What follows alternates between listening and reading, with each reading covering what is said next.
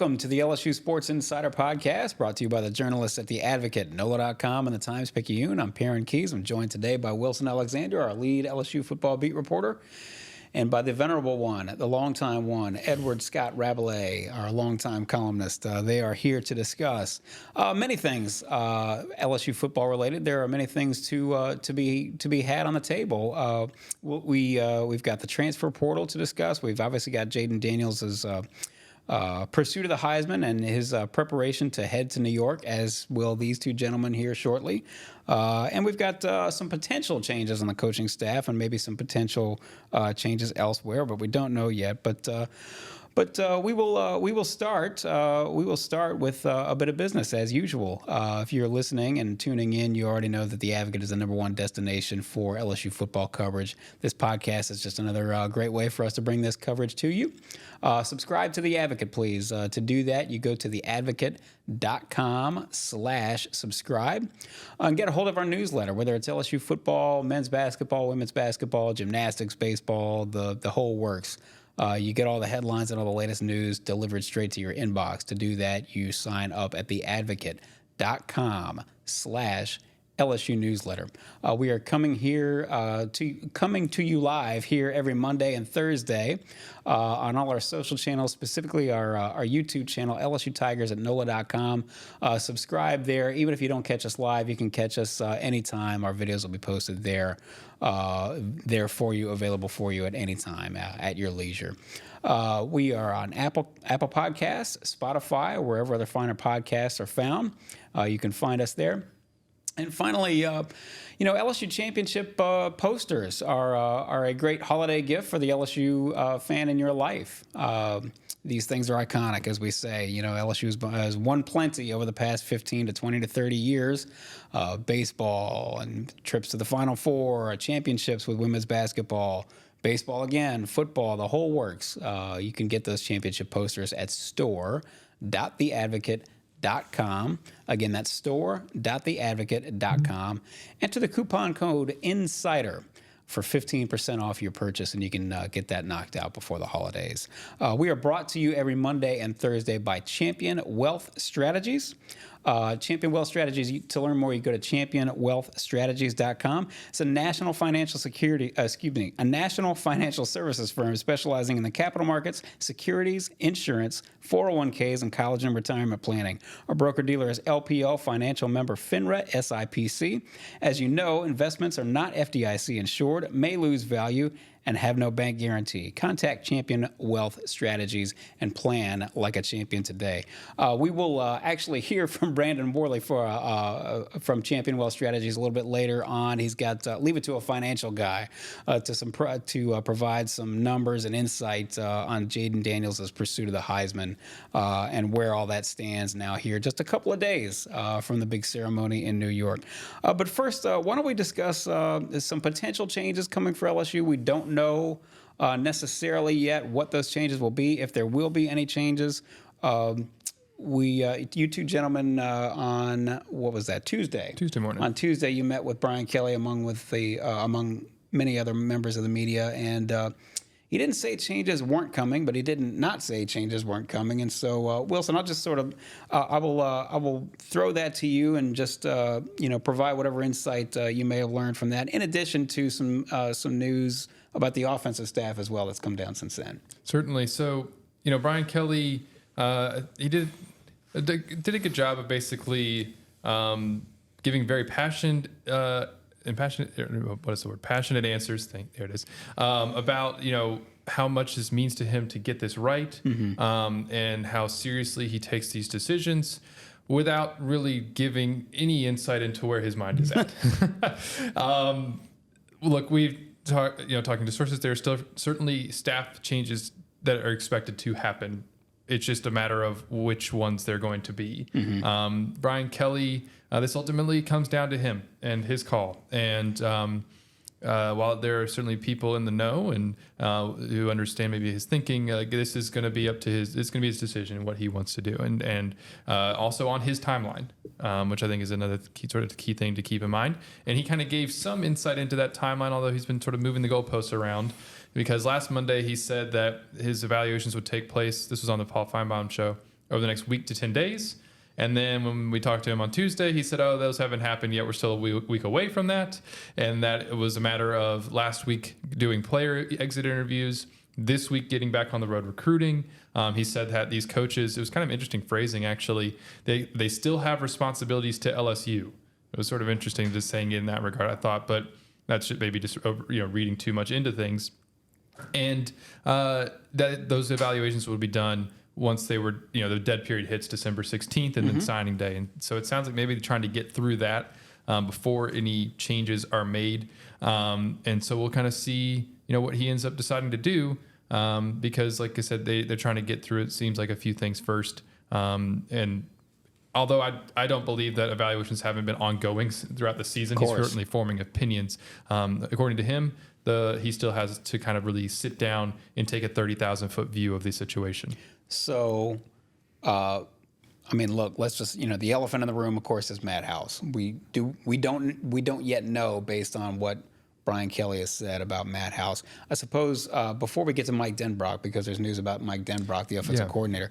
Before we get to that, Rab, I'll just put it to you. We've sort of danced around this topic and discussed it a lot. I'll put you in the hot seat. If you were Brian Kelly, would you make a change? Would you make a change with not just your defensive staff, but your defensive coordinator?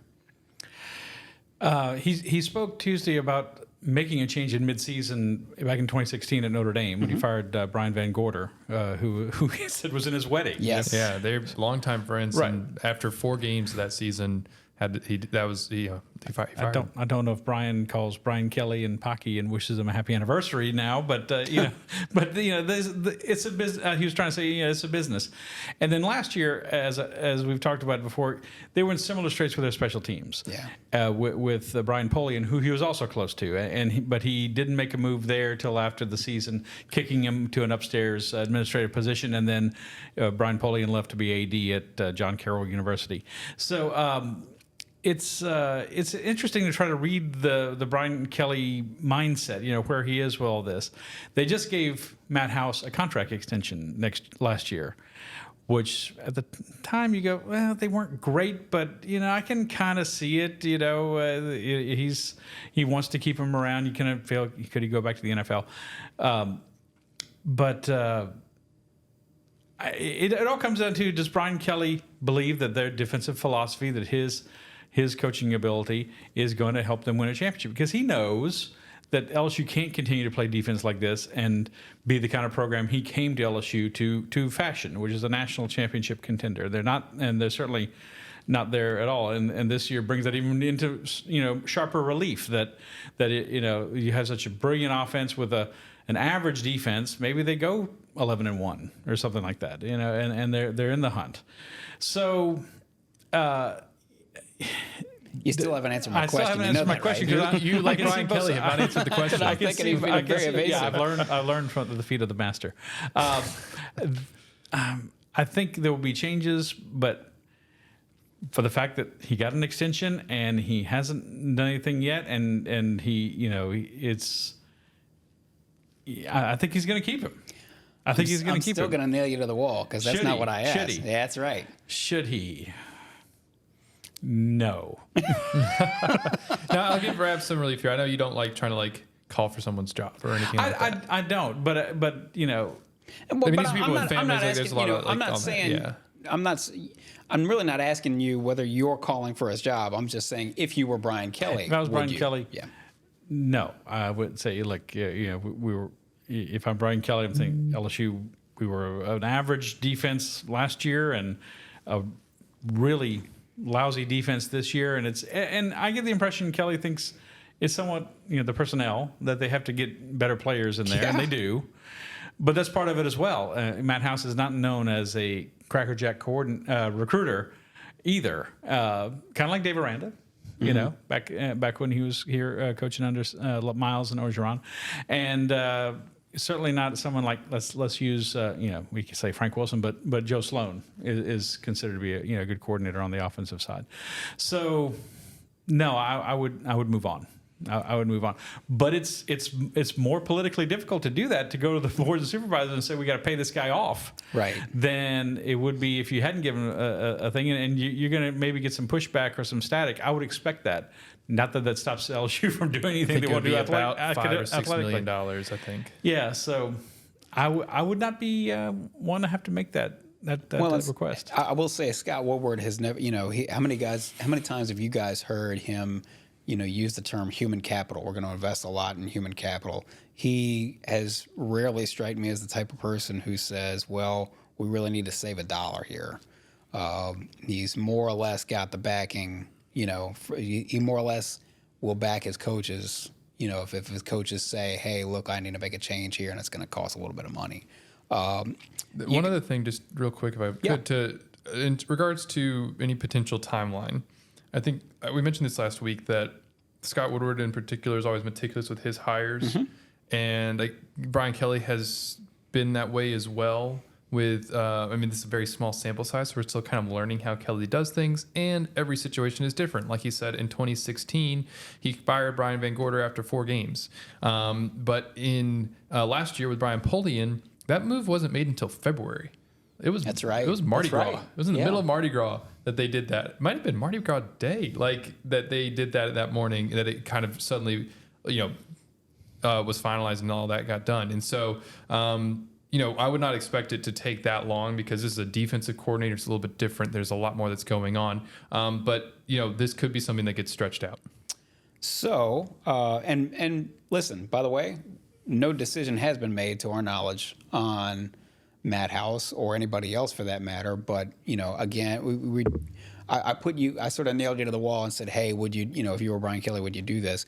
You still, I know, but very few people want to hear this right now, but you still can make a passionate counter argument to say, no, it's worth it to keep him for one more year based on the things that you said, personnel and, whatever other limitations, poor Greg Brooks, the defensive line coach, Jimmy Lindsey, all these types of things. Really, it was sort of a perfect storm that hit the LSU defense this year and made them very, very, very subpar. Oh, and all the things duly noted, and I've chronicled a lot of them.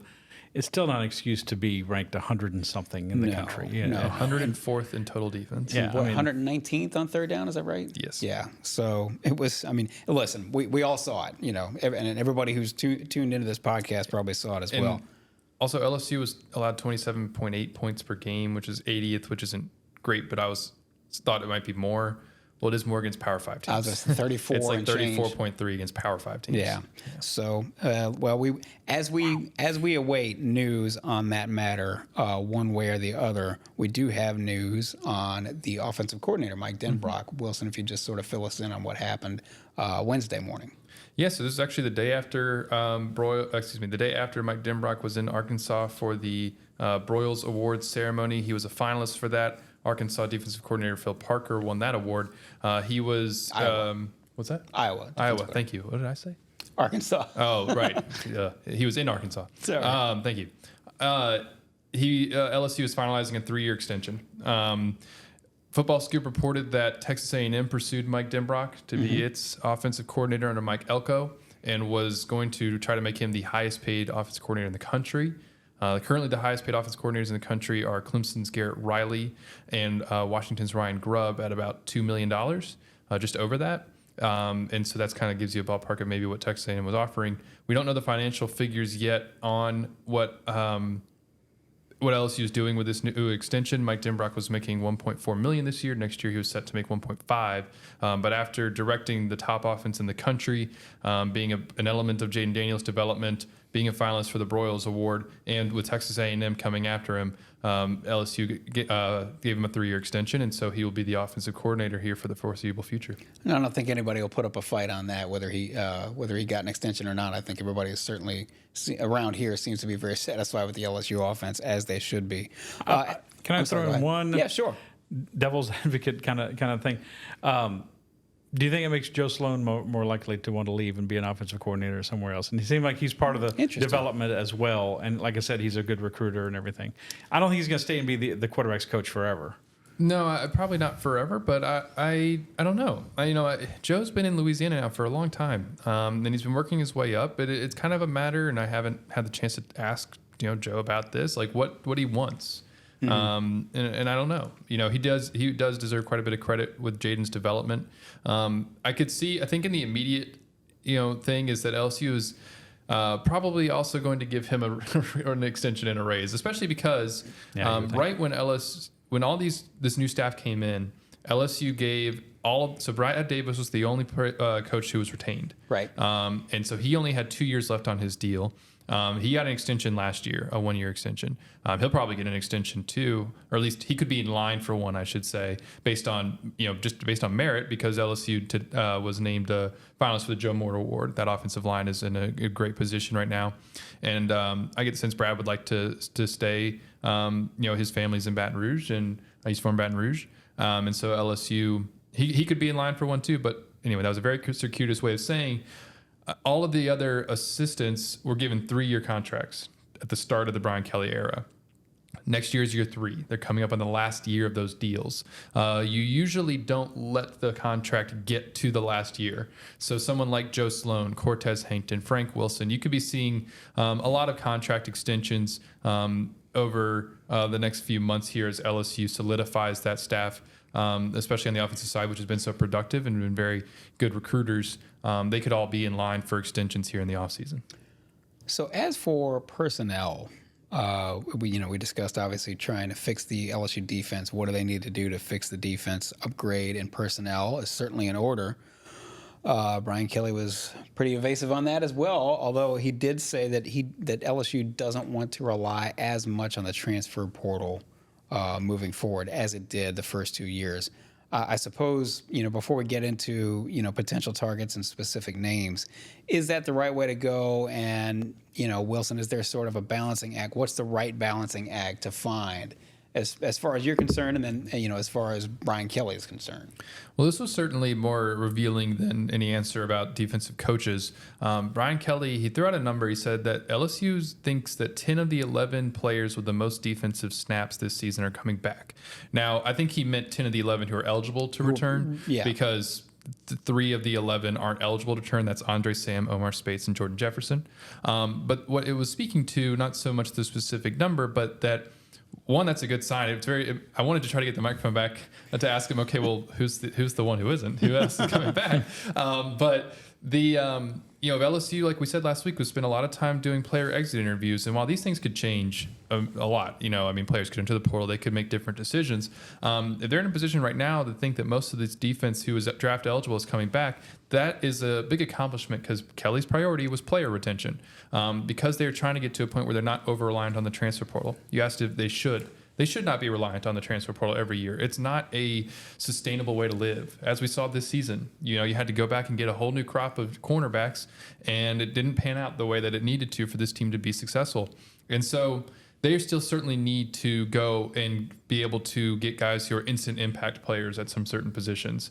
But instead of just getting numbers to restock a roster that, as we all remember, at the Texas Bowl had 39 healthy scholarship players, there was actually more on the roster at the time, but not everybody was healthy. Right. Yeah, like they had to rebuild, and it was going to take a few years. They were pretty close to that 85-man limit now. And most teams aren't resting right at 85 because of transfer portal and guys leaving in and out. But LSU was sitting around 79 this year, I think.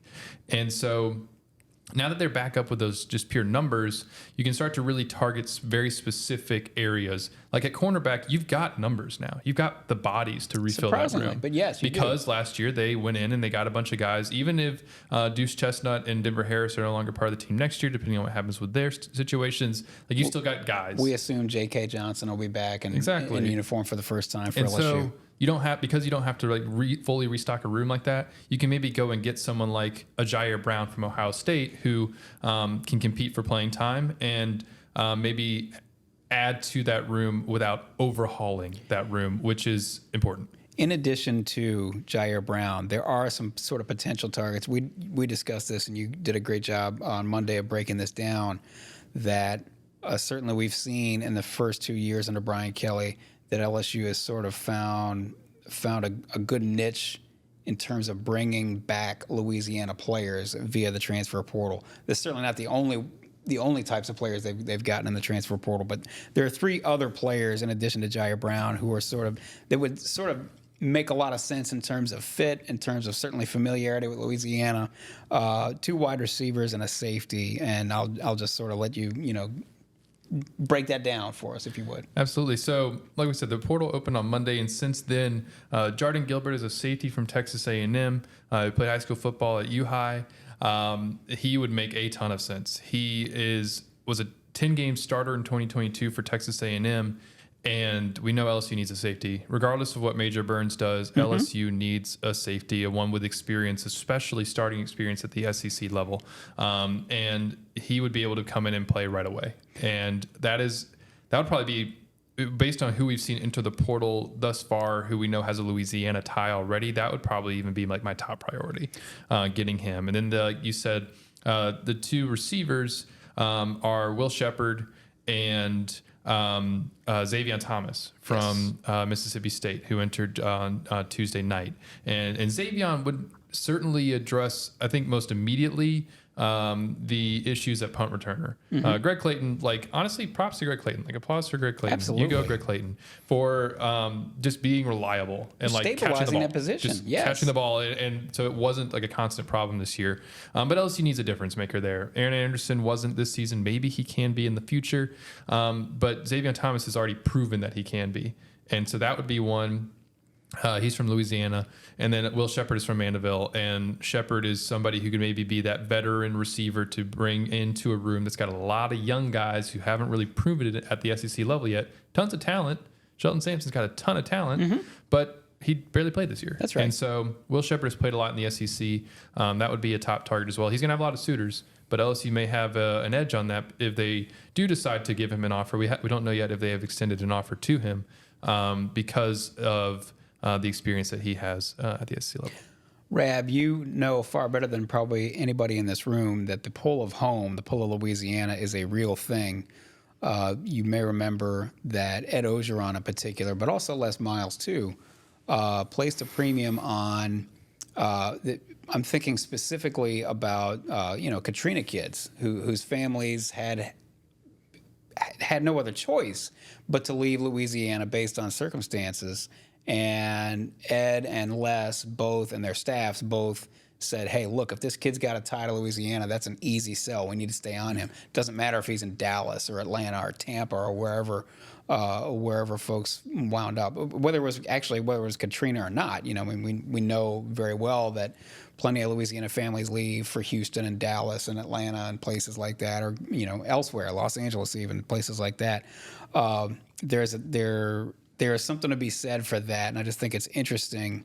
Not only do you have players who are within the state, but sort of these kind of Louisiana legacy type players who maybe never actually lived in the state, but have some sort of connection there, familial connection.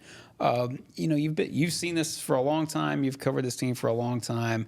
How much of an advantage is it that LSU happens to be in a state that happens to have so much talent, sort of homegrown talent and then sort of homegrown adjacent talent, if that makes any sense?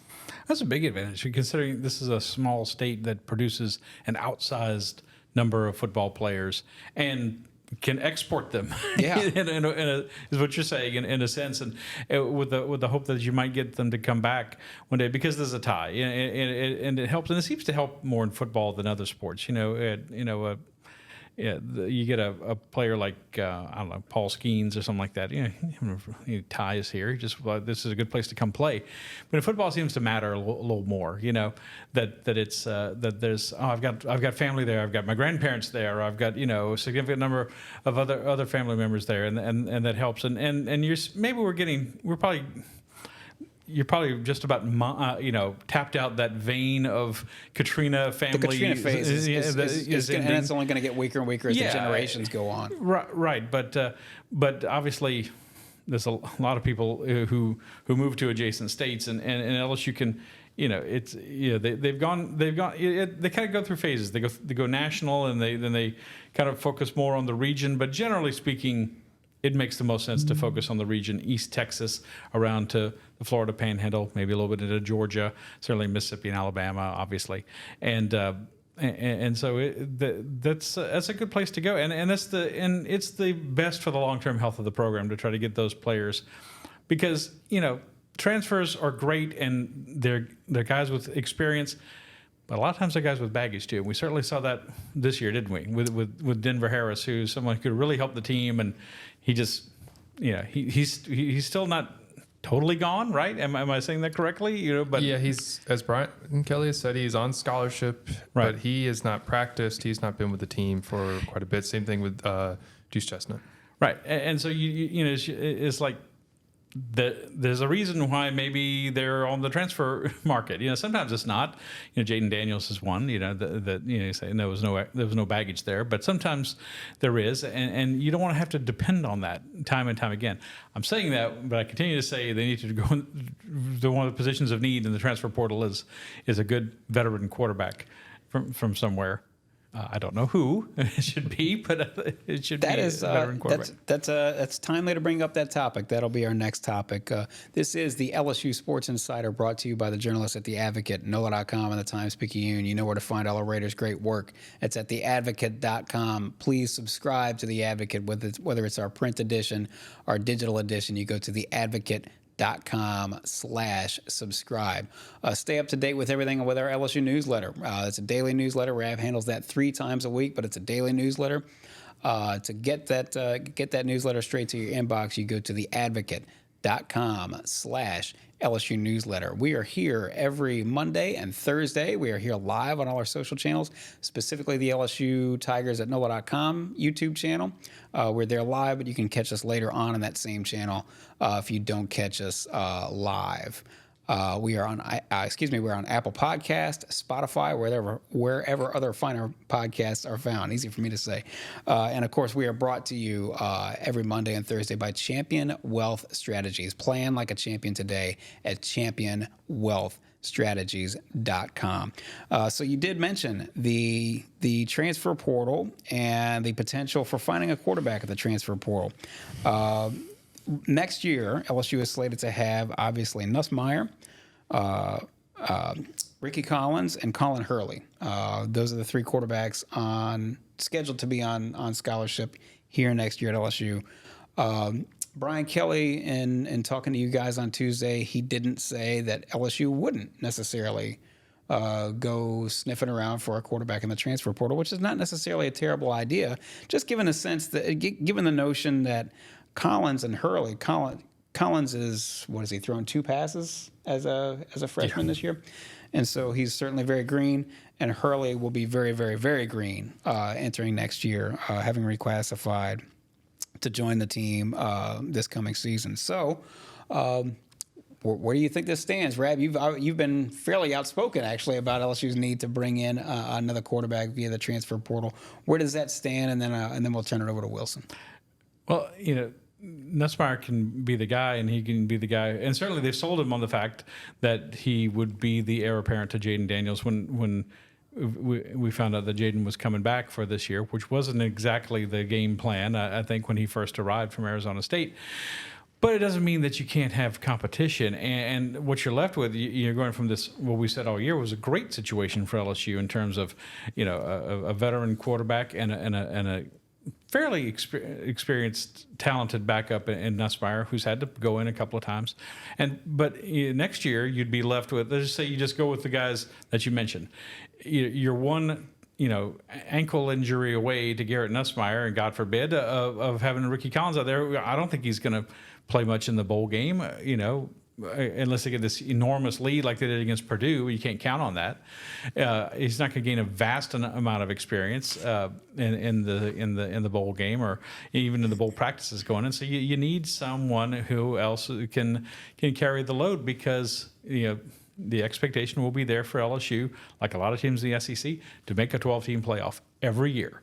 And so you can't just leave it to chance that much. They need at least a veteran quarterback. And I'm trying to think, he's not a player. Will Rogers, something like that. That's not a guy, but I'll posit my theory, which is like maybe there's some guy who's been kicking a certain body part and taking names for 3 years at an FCS school, right? And maybe wants a shot. That's a sort of a little bit more dependable, reliable, proven backup Now, look, maybe they may go shoot the moon in a very similar way to how they handled the quarterback position when it appeared that Miles Brennan was going to be the heir apparent, and they brought in Jayden Daniels anyway. And, that certainly turned out well for LSU. Wilson, anything you want to add to that? A few different things. So you got to keep in mind when LSU, what they might go after in terms of a quarterback. Like you said, Brian Kelly didn't say yes. He also did not say no. A top tier quarterback on the market, if you look at a name like Kyle McCord, or DJU or Cameron Ward, people like this who was Dylan Gabriel, who have started games at a high level, it's going to cost you money, NIL money. And they're going to want to come knowing they're going to be a starter. It's going to be 7 figures.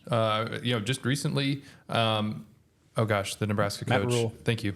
Matt Rule said that it was basically $1 to $2 million for a top transfer portal quarterback. And I don't think LSU would want to spend that on somebody, especially because of the situation with Garrett. If you didn't have Garrett here and you had like nobody who had ever really played much at all, then maybe you do go after one of those guys. You probably go after one of those guys because you need it. But this with Garrett there, I don't think that's what you go after. And LSU also hasn't been.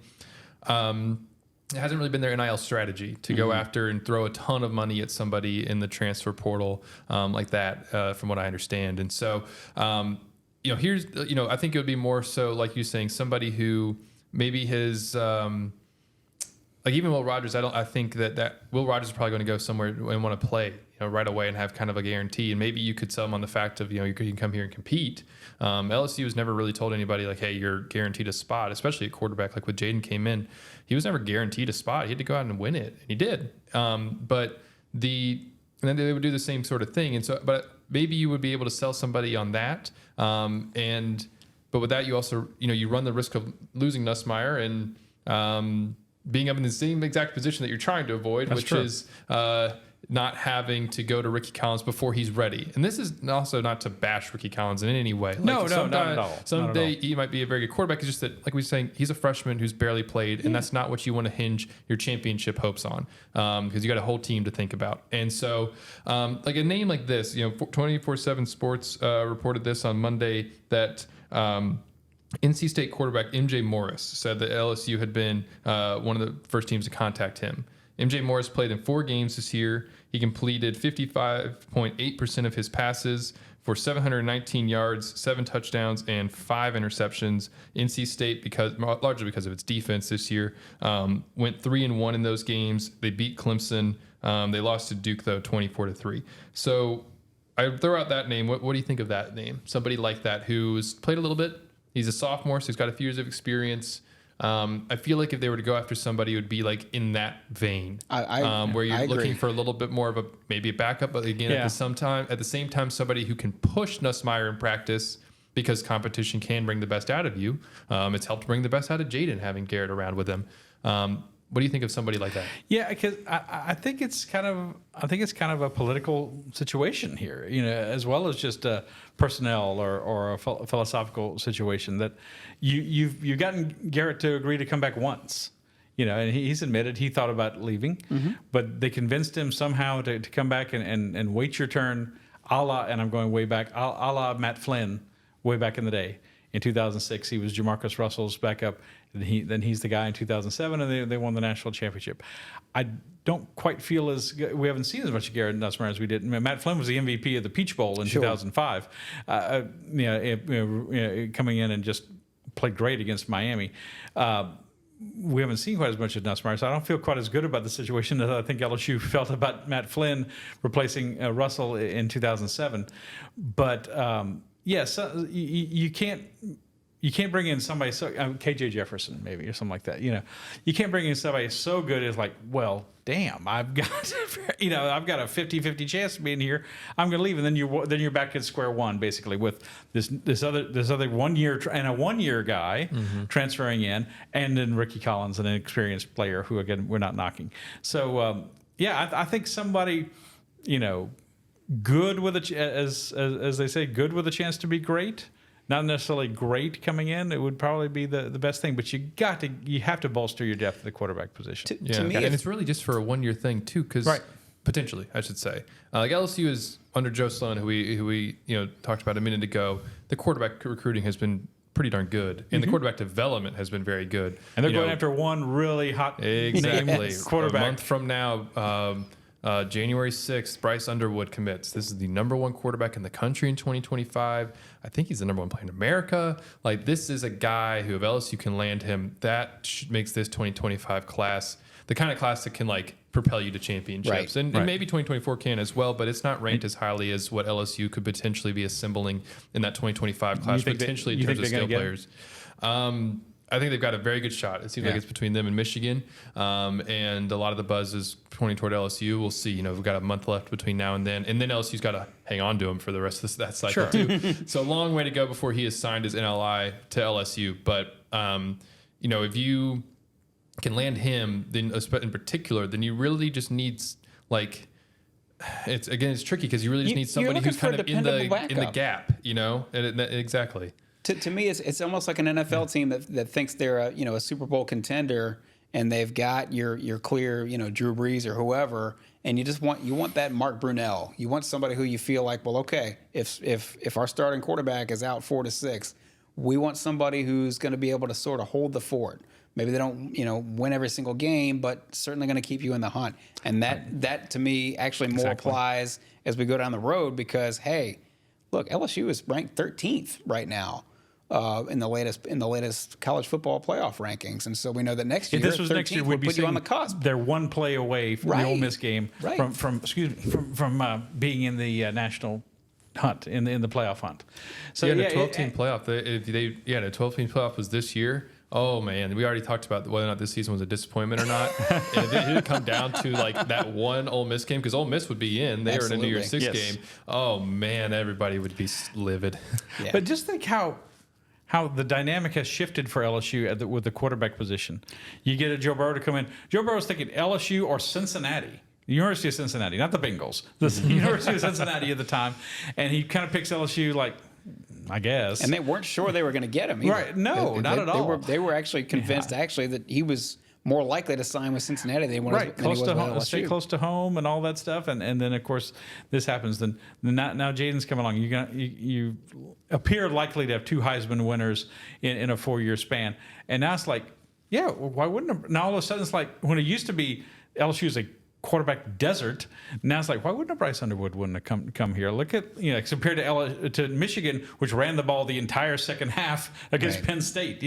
Why wouldn't you want to come here and play? So you just kind of got to hold the fort. This is a big important transition for LSU that could maybe take you to another level where it's like where you're starting to get quarterbacks come in here. Like Paul Skeens came in here in baseball or something like that. Well, of course they want to come here and play baseball. Now then you get to a position where of course a quarterback wants to come to LSU, and that's something we're not used to. And Wilson, you'll have a story that you're working on this week later on at theadvocate.com about this very thing, about how the emergence and transcendence of Joe Burrow and Jayden Daniels has presumably forever changed the position of the quarterback at LSU. At the very least, it's changed the expectation of what of an LSU quarterback, because before Burrow, and correct me if I'm wrong on this, but this is sort of my perception of it.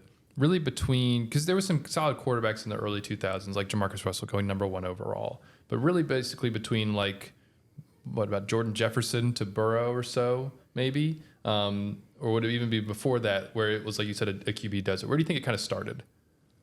It started to get.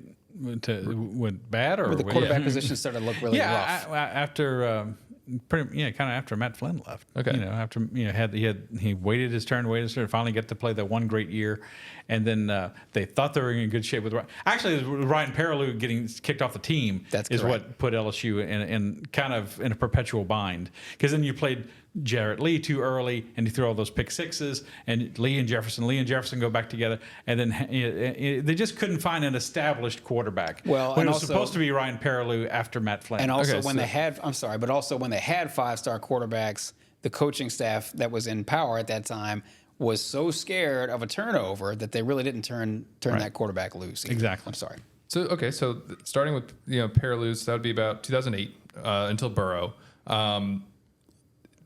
It was always trying to get to that quarterback. So in terms of pure expectations of what an LSU quarterback is supposed to be, it's completely different now because that standard has now been set. That bar is there, and it's not only there. There's two of them that are right next to each other. And so now, if you're an LSU quarterback from now for a very long time, that's going to have a lasting effect. And of what you were supposed to be able to accomplish and what LSU wants out of its quarterback position. It always wanted that. Now it's seen that, and there's a difference there. So, speaking of the quarterback position, the current quarterback at LSU is closing in on what we believe will be Heisman Trophy number 3 for LSU. Jayden Daniels, as we know, is the perceived front runner. He is at minus, depending on where you shop, he's at minus 1,400. Michael Penix of Washington is at plus 1,000. Bo Nix is at plus 1,200. We all, well, I don't want to speak for you guys. I think we all believe that Jayden Daniels is probably going to come home from New York with a Heisman Trophy in hand. But in the meantime, while we discuss this and while we break it all down, Brandon Worley from Champion Wealth Strategies, leave it to a financial guy and a numbers guy to come up with some numbers that sort of really illustrate, not only numbers that illustrate just how well Jayden Daniels has played this year, but also, financial people have to sort of have insight too. They have to have good predictive instincts as to what may happen. So anyway, we'll leave Brandon Worley in charge and let him take it away. Hello, this is Brandon Worley with Champion Wealth Strategies, one of your sponsors for the Advocates LSU Sports Insider podcast. I've been tasked today to give you some reasons why I think Jayden Daniels ought to be your Heisman Trophy winner. You see, at Champion Wealth Strategies, we deal with money and we deal with numbers. A lot of this has to do with economics, but as you know, or should, economics is both an art and a science. So is picking a Heisman finalist. So let's take a look at some of the numbers, and then let's take a look at some of the things that aren't in the numbers that might lead someone to believe that Daniels needs to take this trophy home for the Tigers. Daniels is the only quarterback in the country to throw for over 3,000 yards and rush for over 1,000 yards in a season. Okay? In fact, he broke a record doing that against Florida as far as nobody's ever thrown that many passing yards and rushing yards in a game in FBS history. And that was against the Florida Gators, an SEC team. So there's that. Nix, he leads the country in completions and completion percentage. I think he's actually thrown for some more yards than Jayden Daniels has, but not by much. Jayden Daniels pretty much leads every other category. And when we talk about the third place guy, it looks like Penix. He's got some stats too, but they're not quite as good as Daniels on any level. But here's the issue. The problem with this whole argument doesn't really have to do with the numbers. It has to do with the fact that Jayden Daniels did this against SEC defense and dominated them. And I watched many of them in person. It looked like he was running past at will against SEC cornerbacks and safeties. Those are some of the fastest human beings in the country, as you should know that. Bo Nix couldn't handle it in the SEC. So he had to take his talents over to the Pacific Northwest so he could get any type of recognition. And he's probably going to be a clip holder when he gets to the NFL. Same thing with Michael Penix. I believe Jayden Daniels is the unicorn that these people have been looking for the last 40 years. No, I'm not talking about Steve Young. I'm not talking about Steve McNair. I'm not talking about Donovan McNabb. And I'm not talking about Lamar Jackson. This is the guy. He's going to be the guy. He ought to be number 1 pick in the NFL draft. And I think he should be, and I think he will. And if he's not, that just shows you how foolish these people are. Remember Ryan Leaf? That's Bo Nix. Anyway, thank you for listening to my 2 cents. And I appreciate your sponsorship with the Advocates LSU Sports Insider podcast. Keep watching and listening. Thank you. That was Brandon Worley of Champion Wealth Strategies. Obviously, they've been with us for the entirety of this podcast. They help us bring this podcast to you every Monday and Thursday. We'll have to check back in to see whether Champion Wealth Strategies is going to move into the Heisman predicting business for this year and all the years beyond from here on out. So anyway, we will be here on Monday, obviously, to recap what will have happened at the Heisman Trophy ceremony. But Rab, I was going to ask you, what? Listen, the witching hour is almost here. LSU, we believe, is closing in on Heisman Trophy number 3. Jayden Daniels, we expect to bring it home. It's not sure. It's not going to be a landslide like it was in 2019 with Joe Burrow. But we'll see what happens. I'll just ask you. You not only have been a Heisman voter since 1997. You've actually been to the ceremony. Obviously, you were there in 19 when Burrow won. What can we expect? What are we going to see in terms of the actual trophy presentation, the entire show on Saturday up there in New York? Yeah, first of all, the 4 finalists, Jayden, Bo Nix, Michael Penix, and Marvin Harrison, they go on Friday. There's press conferences. They take them around town. They probably go to the Stock Exchange and a children's hospital, take a picture in Times Square. Then Saturday is the big show at a theater at the Lincoln Center, which is right off of Central Park. And, with former Heisman winners and everything, and we're going to see, it's an hour-long show, but it really comes down to, and the winner is, the Heisman winner is, and then, there'll be a speech, and they're going to lift the winner gets to lift that 45-pound trophy, then come back to have a press conference with the media, and then there's a big banquet on Sunday, which is where they used to do the Heisman presentation years ago, when it was actually the downtown athletic club's building, which doesn't. They didn't bring finalists there. They just brought the winner guy. there. Yeah, it wasn't until the early '80s that they started bringing finalists. Like when Charles Alexander was in the hunt in the late 1970s, he didn't get to go to New York. So it's a nice thing. They're feted and they're treated very nicely, and it's established starting in 21. They're going to bring 4 guys every year. It used to be 3, sometimes 5. Back in the 80s, one time they invited 8 and only 4 showed up. That probably wasn't a good idea. Do you remember what year that was? I want to say in like 88 or 89. Really? Yeah. I don't know who. Tim Brown won in 88. Oh, no, I take that back. He won in 87. He won in 87. Oh, we won't bore Wilson with the history lessons. Andre Ware, I think. I think maybe Andre Ware. Andre Ware won in 89. Okay. We were going to go down a rabbit hole. We better not do that. But, it's a really, they treat them like, college football royalty. I mean, and this is this is not only one of the biggest nights in college football of the whole season. To me, it's the most famous individual award in American sports. Of course. I mean, you can say the Cy Young Award or something like that, but who really remembers who won the NFL MVP?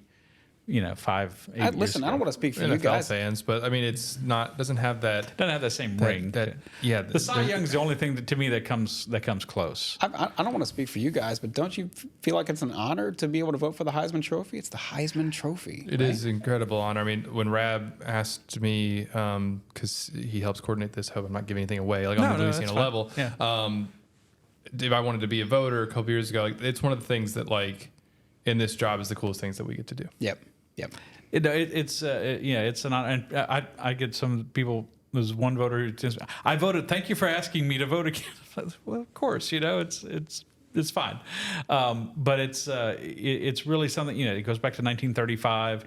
There's been a lot of tradition with it, and a lot of great winners. Some not so great, but it's a fantastic experience for all those guys, and for the winner. For the winner, if that's Jayden Daniels, it's a level of college football immortality that they just the rest of your life, wherever you go. If I may make a golf analogy, I like it to be the Masters champion. You're the Masters champion for. I think people probably say about Tiger Woods, Masters champion more than they say PGA champion or something like that. Of course. And whatever you do, whatever he does professionally, whatever Joe Burrow does professionally. I think people will think of him as Heisman Trophy winner Joe Burrow. First of all, you get that prefix to your name the rest of your life. That must be one of the most amazing things that Robert Griffin. I saw him the other day. He's a commentator now on ESPN, won for Baylor in 2011. He said you can't appreciate it as much of the time. The appreciation just grows, and I'm sure that will be the case for Jayden, who I expect would give a very humble speech on Saturday night. I think he would too. Jayden is so calm, and he doesn't like come off ever as like overly cocky or anything like that. I think humble is a good word for it. He's like, I'll be fascinated to see kind of how he handles being on, because when he's on the field, he lets his play do the talking. And going up there to give a speech, I'm sure he'll do fine, but I am fascinated to hear what he has to say if he gets put in that position. And to build off what you said, I was talking to Bunny Cannon, Billy Cannon's daughter, this week for a story that we got coming out in Saturday's paper. And she said, like, just what you're saying, it's not only like Billy Cannon, Heisman Trophy winner. For all of them, it's Heisman Trophy winner's daughter, Heisman Trophy winner's wife, Right. Heisman Trophy winner's son. Like, it is something that becomes a very distinct part of your family as well, not just for you, but anyone who you're related to and who you build your life around. And these are some of the people who go down wherever they're from. And of course, college sports, a lot about it is where you're from. You identify with your hometown, your home state. And I think of someone like Billy Cannon, who played high school football here in Baton Rouge, and then was had his ups and downs, but ended up being revered. Or Niall Kinnick at Iowa, who was still There's nobody more revered than Niall Kinnick in the state of Iowa. And no one, and then and then some people just stand out, like John Cappelletti, of course, gave the emotional speech of all time when he won at Penn State in 1974 about his little brother Joey, who had, I believe, leukemia, and there wasn't a dry eye. And sometimes you think, and I'll be interested to see how he reacts. Joe Burrow was overcome. He was really overcome. I was That's the most actually gonna emotional I think we've ever seen. Joe I was Burrow. actually going to ask you about that. I mean, I guess the answer is yes before I even asked the question. But, of course, the ceremony is 54.5 minutes of blah, blah, blah. Exactly. I got to tell you, I was, of course, back here at headquarters, sort of, scrambling furiously, waiting for this thing to be finished in 2019. And things dragging. And then Joe Burrow gets up there and is moved to tears and, kind of brings down the house. It was a hell of a show-stopping speech. Were you I was surprised. I was, yeah. I was a little bit. Yeah, just like, because we used to Joe being a little cocky, and that's his personality, and that's fine. But I thought he might say something a little more. He might make some remarks that were a little more, flippant or something like that. Not at all. He was just overwhelmed. You got to think back to all the people who helped you along the way and got you to that point. Mm-hmm. It must be an amazing thing, and I hope for anyone who's a finalist, and that could just be Jayden, it might turn out to be differently than what we expect, that it's still an honor and appreciation to get that far, to be in that.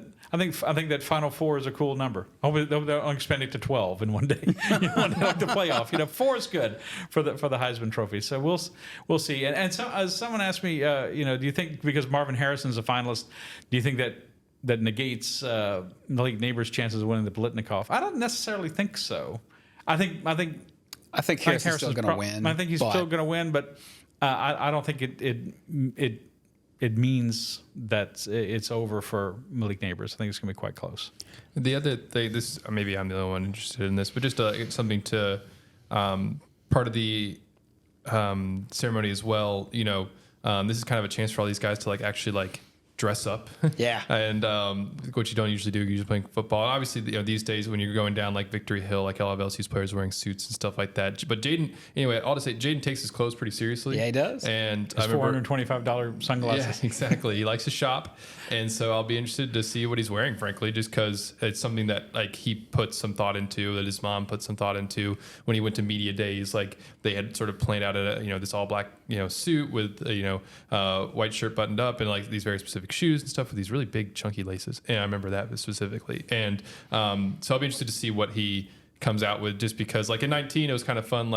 Jayden doesn't get to do this whole sort of parade that Joe Burrow did because ESPN's College Football Awards show, it's on Friday, which Jayden could win 3 awards there. He's a finalist for the Davey O'Brien, which goes to top quarterback, and then the Walter Camp and the Maxwell, which are both just the most, the best players overall. Burrow showed up in that purple seersucker Sure did. suit from, I think it was from Haspel's, but am I saying that right? Okay. Haspel, thank you. Sorry. And that he had made for him, and that was kind of a fun part of the weekend that a lot of people enjoyed seeing. So we'll see what Jayden does. In terms of fashion at the Heisman ceremony, they were all chasing Lamar Jackson. I don't know if anybody else remembers this, but Lamar had the red suit with the black lapels, looked like $1 million. But we will wrap it up here just by asking the most important, the most pertinent question of this whole matter, which is we've all We've all seen the odds, obviously. We all sort of think we know what's going to happen, but we don't know for sure. As I said, it's not a landslide. It's not a runaway the same way it was in 19. It was a historic landslide in 19 with Joe Burrow, won by the biggest margin ever and everything like that. So we think we know what's going to happen, but we don't know for sure. So I'll just put it to you two gentlemen. Do you think Jayden Daniels brings home the Heisman from New York and brings it back home to LSU? Yes or no? Yes, I certainly do. It was certainly up in the air going into the Pac-12 championship game, and obviously some people will be moved to vote for Michael Penix since his team is in the playoff, and he is the one player who has a chance to be the best player on the best team. Mm-hmm. And they're in the playoff, number 2 seed, and he beat Bo Nix head to head. But I think he had a lot of ground to catch up. And I think if, like I've been saying, if the Heisman voters are doing their homework and you see that Jayden is on pace to set a record for total offense, he's got more yards per game than Alabama does, than Michigan does. Two of the teams in the playoff. And all these categories where he's just tremendous. 3,000-yard passer and 1,000-yard rush. He's 26th in the country in rushing. Yes. Which is not rushing for a quarterback. Rushing. Yeah. Period. The top quarterback. I think he wins. Not like Joe Burrow landslide. I don't think that could be the case for anybody this year. But certainly, I think he's just. I was at the SEC championship game Saturday, and about the only person that I came across who was not leaning Jayden's way was Dennis Dodd, who tweeted after the Pac-12 championship game, Michael Penix won, Daniels 2, and Bo Nix 3. So. But a lot of people, I think, were going with him, and I think were moved by what he did all season, which was a tremendous season, and one for the books, and it deserves the Heisman Trophy. I agree with Rab. We are obviously close to this, covering Jayden all the time and seeing it up close every Saturday this fall. But especially while watching the Pac-12 championship game, it just sort of confirmed in my mind that Jayden should win this, and so yes, I think he will. And to firmly answer your question. He has done everything you need to do to win the award and then some. Even though he's on a 9-3 team, he's a big reason the team is even 9-3. And he's been statistically, he's phenomenal, but also just visually, we're just watching the game, taking out the stats from it. He has been fantastic. He takes over games. Breathtaking. That's a great word for it. And so I think that he is going to lift that trophy on Saturday night. I think it's going to be a little bit surreal, frankly, because I've sat with him in LSU's quarterback room multiple times, just chatting, interviews I've gotten to do with him. We've seen him over 2 years here now. I think it's going to be a little bit surreal to watch him, raise that and be really cemented in immortality in a way. I mean, he's going to be, I think, if saying that, this is if he wins, of course, that he is going to be, like we said, one of those people who forever has that associated with him, and one of 89 players in all of the hundreds of thousands who have played college football. Right. He will be, I think, at the end of Saturday night, the one of 89 to have ever won this thing. And LSU can be one of 12 schools to have 3 or more Heisman winners. So it elevates a win would elevate LSU's program as well. And have 2 and 4 years, as we've said, really helps them in going forward in terms of the quarterback position. These two gentlemen here will be headed up to New York to see whether Jayden Daniels will take it home themselves. They will. You guys are going to have a little candlelight dinner or something on Friday night at Spark Steakhouse or something, or what? We haven't gotten that far. I don't know. Guy. I need to still do my food research. I'm the travel planner. There. Wilson's the food guy. So. And I never steer us wrong. No, not like Michael Scott. I'm not going to get an authentic New York slice like he did at Sbarro. I might get an authentic New York slice somewhere else. Was 4 years ago. Some of you probably remember Brooks Cabino, who was our lead beat writer before Wilson. So it was Brooks and I who went to New York 4 years ago, and we couldn't get in anywhere. We ate pizza out of a window right off of Times Square. God. It was good though, but it was pizza and it was raining. It was like pizza raining out of a window.